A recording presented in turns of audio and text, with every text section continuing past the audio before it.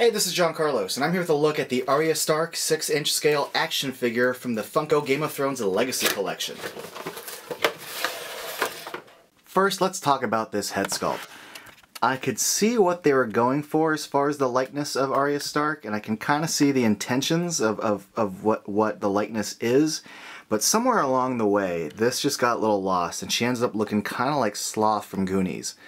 There's just something about the eyes that's kind of freaking me out.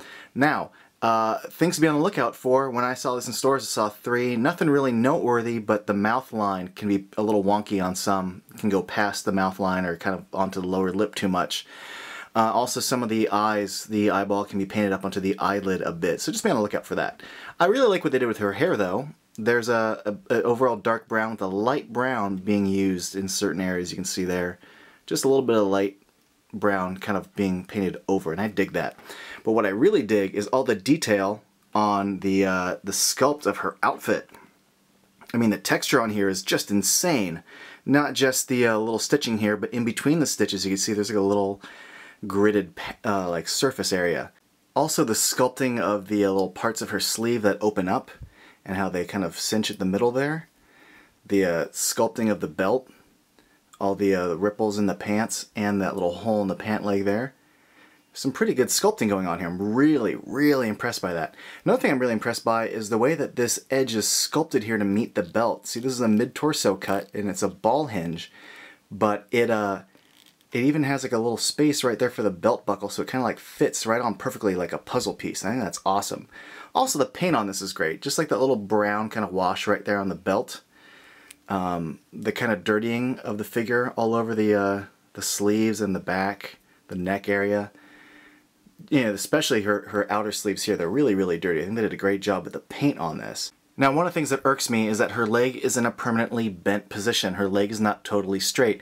I think when all the articulation is in its regular positioning, you should have straight legs, and then I get to bend the leg into a bent position.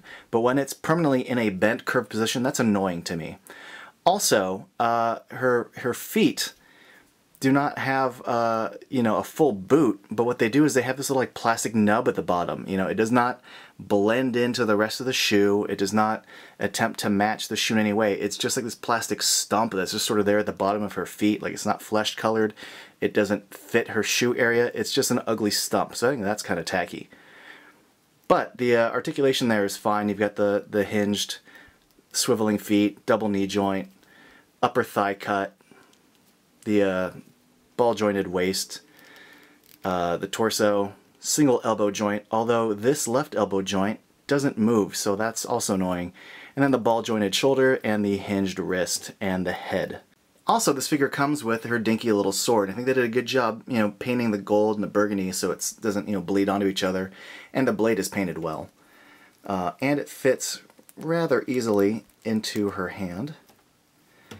So I think the sculpt on this figure is just fantastic. Maybe not so much on her likeness, but on like the textures of her outfit. And I think the paint is just great. I'm not the hugest fan of the articulation simply because I don't like sculpted bent legs, but that's not really that big of a deal. I think this figure looks cool and I like it. Thanks for watching.